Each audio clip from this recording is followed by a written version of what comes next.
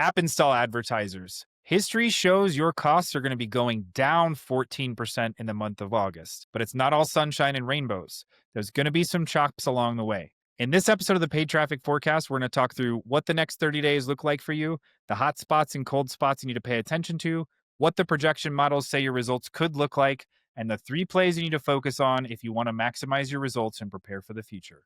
More on that right after this.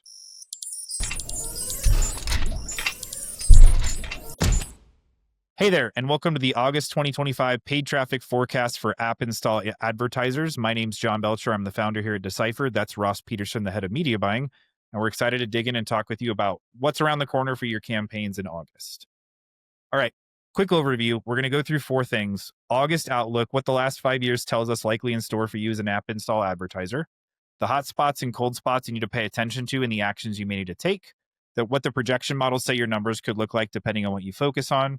And then finally, the cost environment playbook, 3 actions you can take this month to maximize your results and prepare for the future. So when we talk about the August outlook, I want to start by explaining how this forecast was created. I am responsible for putting together projections for clients, and I wanted to have an accurate way of doing this. So I went and looked at the 5-year historicals on Meta and analyzed CPM trends over the last 5 years for each conversion type for hundreds of millions of dollars in spend. And then I developed models and tested them against them. And we found that we could project within about 5% of actual results for our clients that are doing $1 million or more in ad spend a month. And what's important for you to understand is while we're using metadata, these percentages apply across platforms. So we've seen consistency across Meta, Google, native, and it's starting to apply more and more to AppLove and as more advertisers come on board.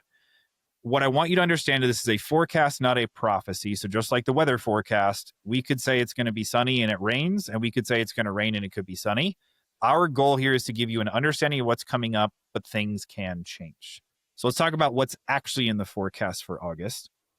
As we see in the month, we're projecting a 14% overall decrease in CPMs in the month of August.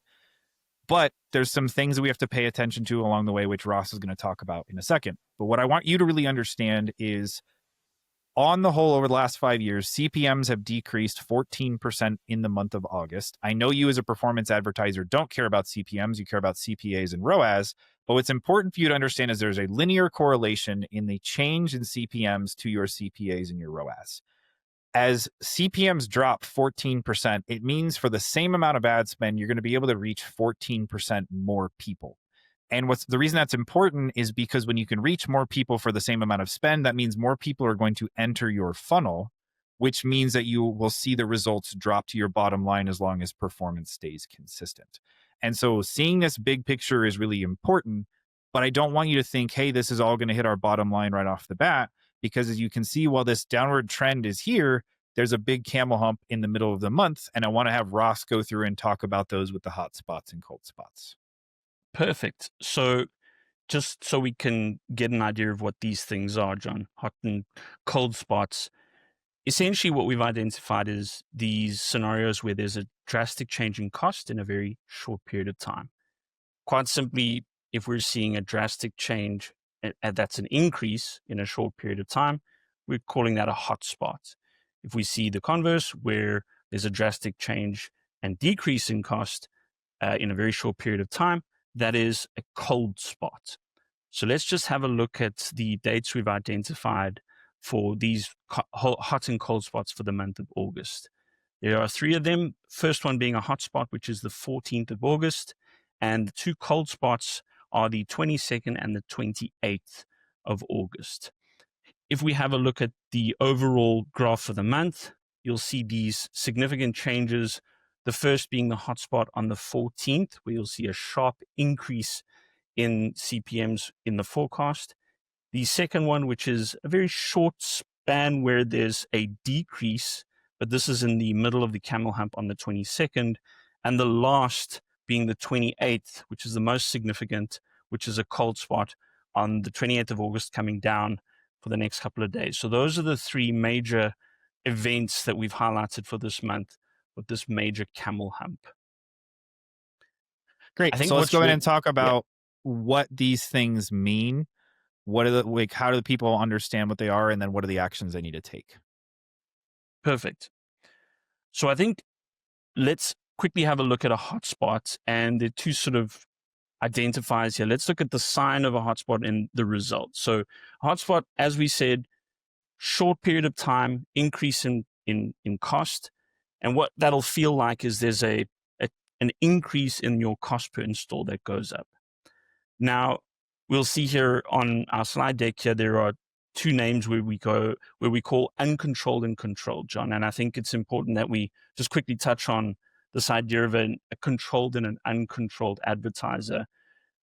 Whether you run on different networks or within a different structure of how you're running your ads, some you might just be maximizing conversions, and that's what we would classify as an uncontrolled advertiser, where there's no target CPA, target ROAS, or a bid cap. And then you have your controlled advertiser, where there is some guardrail in place, where you're setting your target cost and trying to aim at that. And the reason this is significant is the results of the hotspot changes for each.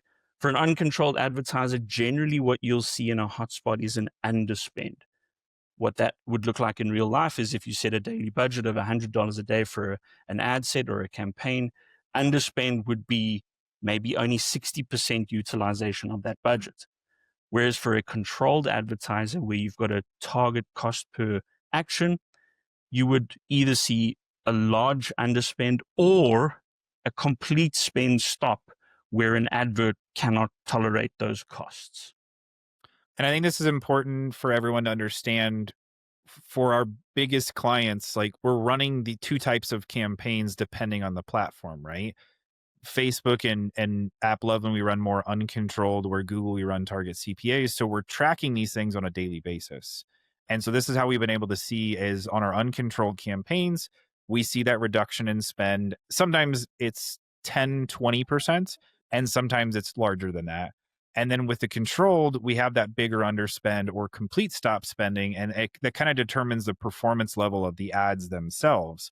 But I think this is really important. This distinction is based off the type of campaigns you run, you're likely to experience different results. So the next part of this is some common mistakes that people are making in these hotspot scenarios. And this is really important because they manifest differently. So the biggest risk in a hotspot scenario is overreacting to these high costs. So, there could be budget waste and, even worse, a break in the stability of your account. As an uncontrolled advertiser, so you're trying to maximize your spend here, key mistake is ignoring your ad usage, not monitoring how much budget you're actually spending. So if you're spending $100, are you actually monitoring how much you're spending? The other massive mistake you could make is just pushing those budgets, thinking that pushing the budget is going to solve the underspend issue. There's a bigger issue at stake here, and that's happening under the waters, is that there is a significant price increase. There's potentially more advertisers, higher costs in that environment, and pushing the budget won't necessarily solve this problem. And another one is just blaming the network. Oh, this is Facebook being Facebook. Understanding that this is a macro issue that is hampering your delivery in terms of your ad account. As a controlled advertiser, 3 common mistakes that you could make here is raising your target CPA or your bid cap. Because this is temporary, you're now introducing some variables which is going to really hamper the stability of your account. You may be wanting to get delivery, but all of a sudden, all the learnings that have gone into getting that campaign where it is are going to be lost when you start fiddling with your target caps. The other thing is the same as the uncontrolled advertisers, trying to change budget and game the system to see if you can get some delivery. It's not going to work. And also the other one is understanding that only your strong ads are actually going to be able to withstand the spend storm here. And those are the only ones that are going to continue delivering. You can't force the ads that aren't spending to spend, unfortunately. And I think it's important to know, we know that these are mistakes because we've made them ourselves, right? We've made all these mistakes. We've overreacted to higher cost environments. And that's honestly why we started building our forecast, is so we could see this stuff ahead of time and we knew how to react accordingly. So Ross, thanks for walking us through what a hotspot feels like and the common mistakes. Let's do the same thing now with the cold spots. Perfect. So same thing with a cold spot. We've got the signs and the results.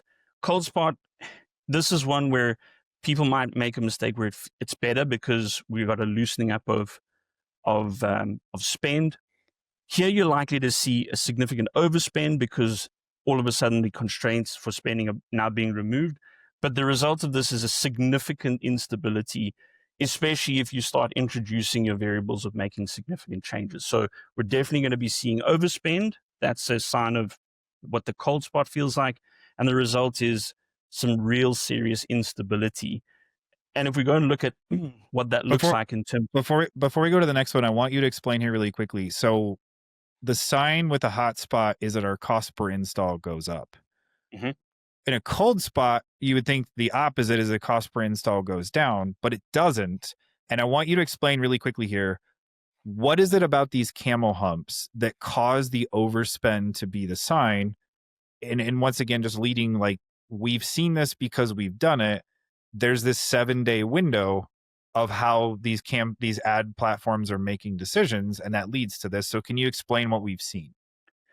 So those of you who have run ads on all these networks, there are rules that govern how a ad is delivered in terms of its daily budget. A daily budget is a guideline, and specifically Facebook will use a 7-day window to say, we'll use that daily budget, but there are some caveats where they say we'll spend up to 175% over a 7-day period.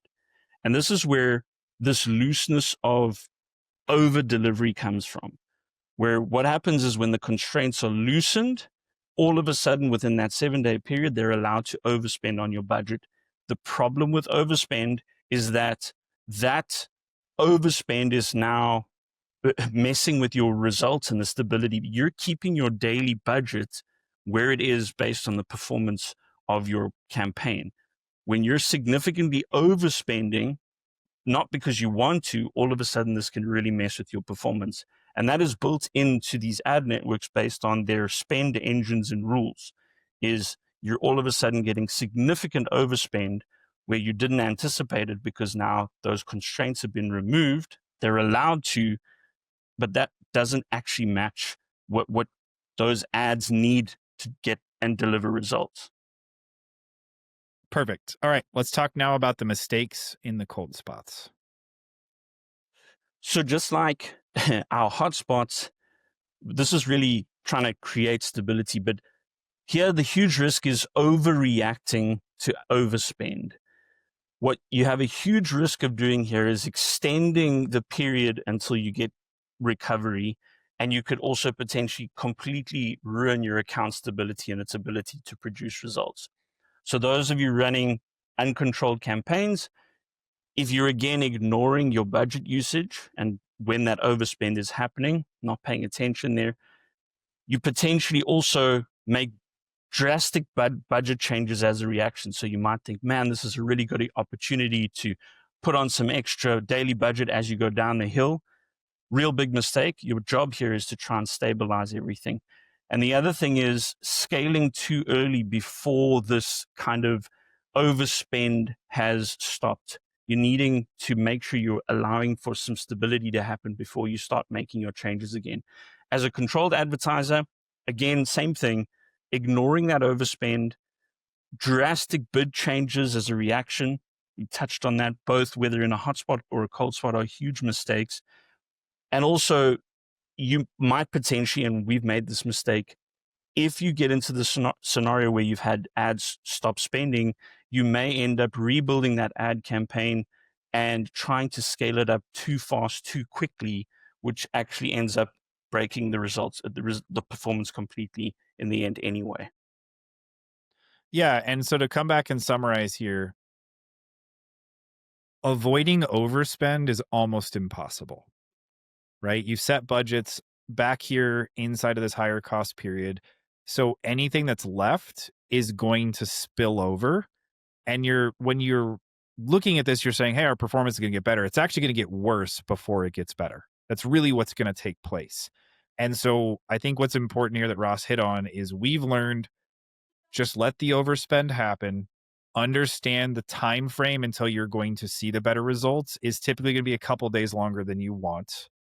But once again, the importance of this forecast is being able to see these things beforehand, knowing to expect them so you're not overreacting is super important. And so Ross covered all this really well. If there are any questions on this, let us know down below.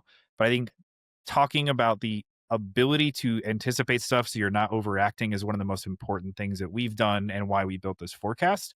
And so I hope that this is helpful to bring for you this insight so that when you start to see these things, you don't overreact and ruin your performance.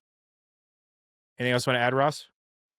Yeah, the last thing, and this is really when you brought this into our media buying and what we were doing on a daily basis, was it was exactly what you were talking about. It was the ability to understand and expect what might be happening, which then stopped us making conspiracy theories about things. It started becoming, well, we're expecting that because it's in the forecast. While some things do change, what it did help us do was say, oh, we now know that we're expecting this to happen. So when it does happen, it's not us thinking some random event is happening to our account. So that's really where these forecast numbers really started to make an impact for us within our agency and our accounts, where we're applying these forecasts and what these sort of 4-week windows look like. It helped us get an opportunity to say what is coming and what can we do about it, and what would it feel like, and how can we navigate these choppy waters. Awesome. Thank you, Ross. And if there's any questions you guys have, please leave them down below and we'll make sure to incorporate them in our next one. All right, Ross, now let's dig into the seasonal macro trends that also layer on top of the hotspots. So these are significant things, and it'll make more sense as I go deeper in this. These are macro events that are happening throughout the year, throughout seasons, months, where irrelevance of the advertiser that you are and what campaign you're running will generally affect you. And this is when big brand advertisers are pushing ad spend. They buy on CPMs, which is a lot lower. So if you're using a reach campaign, that's the kind of thing they're doing. Really low cost. They're buying up a lot of impressions, meaning that there's less available for us performance advertisers. And what ends up happening is there's a reduction in impressions. So it's reduced ad delivery. We're raising this now because we've highlighted two that we've going to see in the month of August. One being the back to school campaigns, and those are around the 21st to the 31st that you should be seeing those affect. And the last one is the end of month sort of budget dumps around the 25th to the 31st. So even if you don't feel the camel humps, these are ones to just kind of look out for in these periods of time, John. Yeah, and I think just to once again layer on here, you've got your normal market dynamics, then you've got the macro dynamics. Like the end of August is going to be tumultuous. So I think what's really important here is, yes, we're expecting a 14% decrease over the course of the month, but it's not going to feel like a smooth decline. It is absolutely going to be choppy waters. And so having a plan to go through and combat this is going to be really important. Cool. Thank you, Ross, for going through all of that. Let's dig now into the projection models. So this is what the numbers are likely to look like based off the things that we're seeing. So some notes on how I've gone through and built this. The view is looking at the CPM impact on results. What does the cost environment mean for the overall P&L? A couple things to consider variables are the number of selling days in a month compared to last month and conversion rate changes. So selling days is not a factor in August because July has 31 days and August has 31 days. But maybe you are seeing worse conversion rates in the month of August. This would change the projections, right? And so if you have historical data that this month is better or worse than last month, then that would factor in here. The result of what I'm trying to project is our evergreen production. What can we expect our evergreen proven base of campaigns to produce? And then the conclusion from this is what's the monthly focuses that our team should have. So based off what we're seeing from these models, we need to determine what actions are we going to focus on and how risky will they be, which is what we'll get into the playbook. So from a numbers perspective, I go through and I develop a spreadsheet that looks like this. We look at the production in July, and then we build out 3 models. What happens if we maintain our spend? What happens if we maintain our volume? What happens if we maintain our cost? So what I want to be clear about here is I built this as a linear projection. I would probably revise these a little bit with clients if I were doing app install campaigns. Based off that camel hump, I would probably revise down what we're looking at. But it's the goal here is just to kind of show you the principle of what these look like. So from a visual perspective, instead of looking at spreadsheets, If we're saying in the month of July, we spent $100,000 and we were able to generate $3 cost per installs, every install is worth $6. That means we did $200,000 in revenue or a 2.0 ROAS. So if we wanted to maintain our spend, well, for that same $100,000, we're going to be able to reach on average 13.9% more people, which once again, if everything stayed the same inside of our funnel, that means our cost per install would go from $3 down to $258. And from the, the increase in installs that we do $232,000 in revenue and a 2.32 ROAS. And so this is just if we kept our spend the same, we're expecting to see more drop to the bottom line. That's the maintain spend model.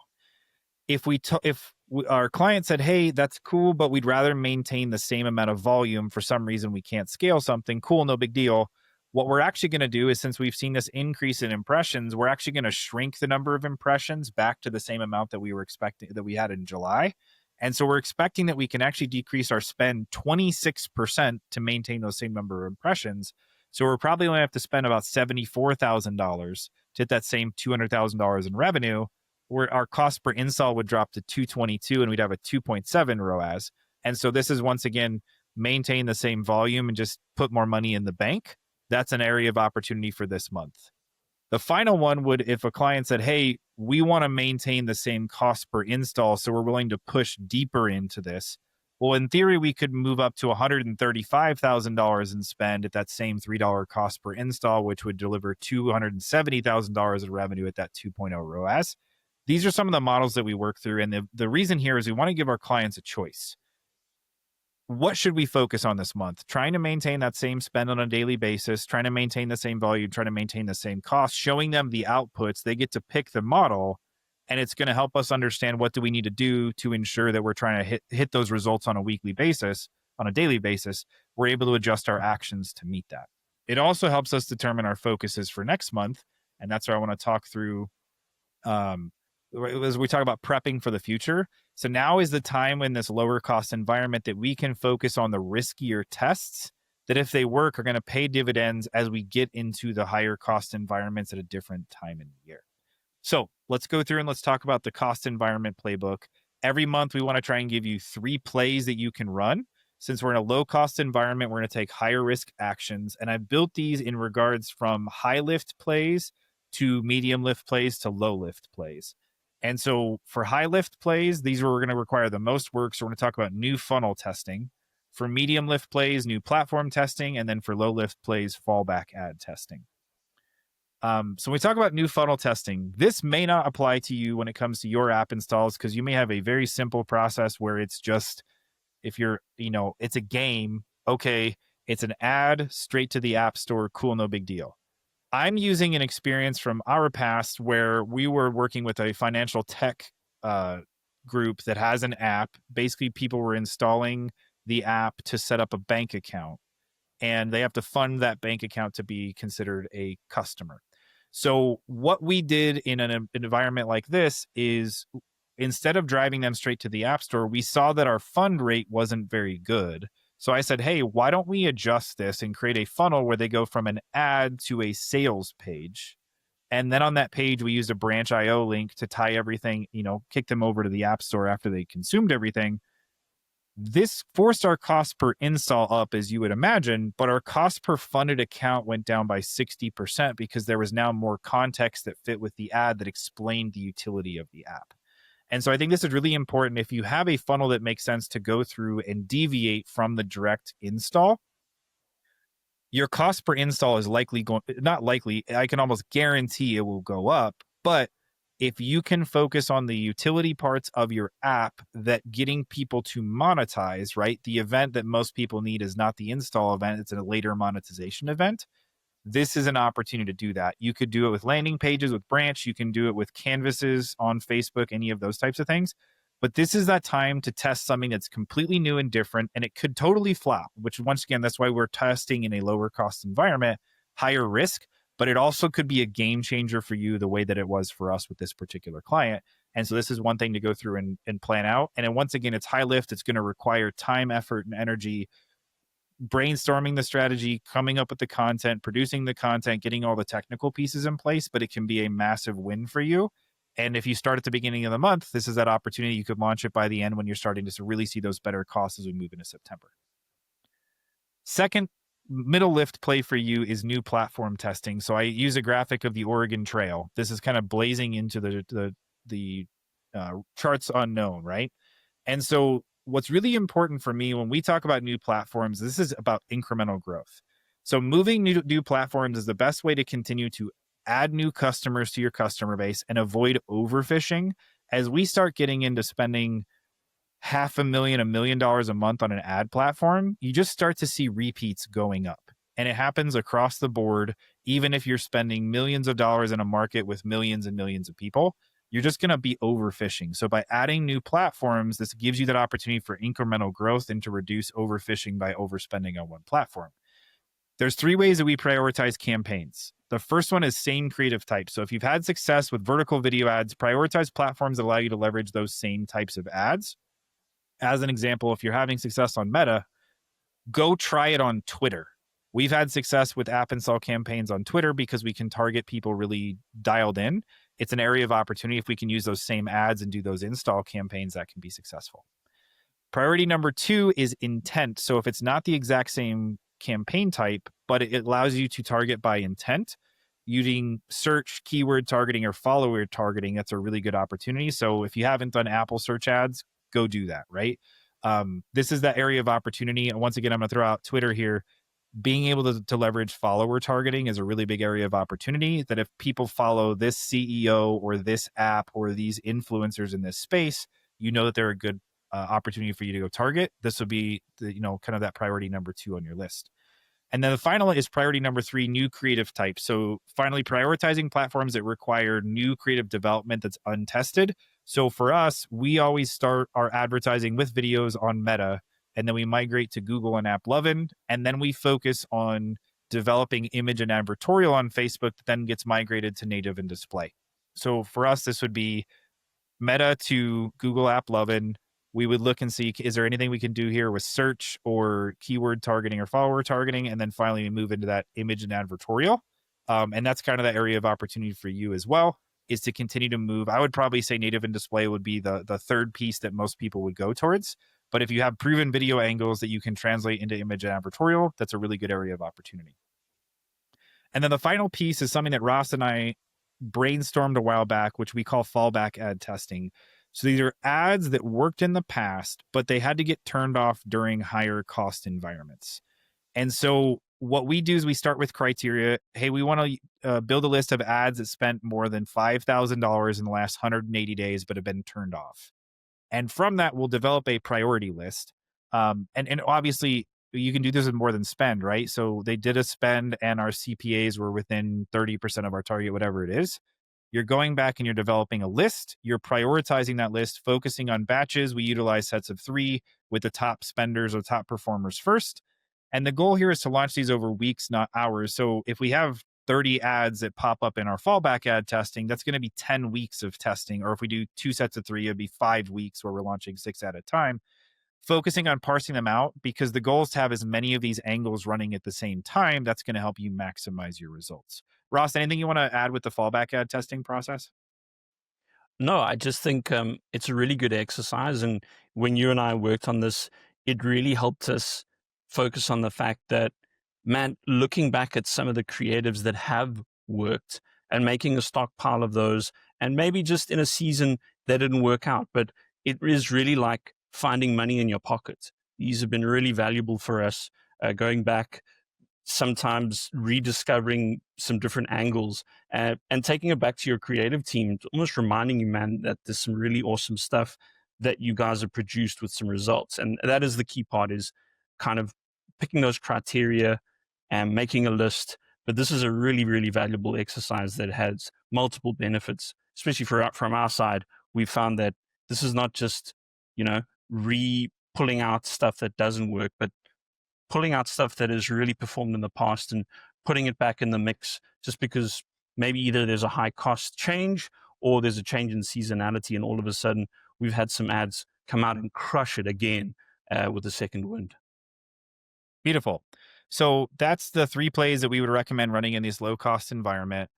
starting with your new funnel testing, going through and brainstorming and seeing if that's something that makes sense for your app. The second is looking at new platform testing. And then finally, that fallback ad testing process. So hopefully that is something that can add some fuel to your fire, some quick wins, and, to make your August and moving into September more the successful than ever. Thanks for watching this month's paid traffic forecast. Just by watching it, you and your team now know what to expect from your overall performance and the hot spots and cold spots you need to pay attention to over the next 30 days. If you want to be this prepared every month, there's two things you can do. First, you can subscribe or follow our social channels so this information shows up in your feed at the beginning of every month. Second, if you want the information early, you can subscribe to our free list where you'll get the information delivered to your inbox a day ahead of time. If there's something you think we can do to improve our monthly update, just drop us a comment below and let us know what you think that is. And finally, if you're a business owner looking for someone who can help you develop an advertising ecosystem that produces more sustainable, predictable scale, make sure to head over to decyphered.com/start. On that page, you'll understand how our process works and the steps you can take to see if we might be a good fit to help you. Thanks so much, and we'll see you next month.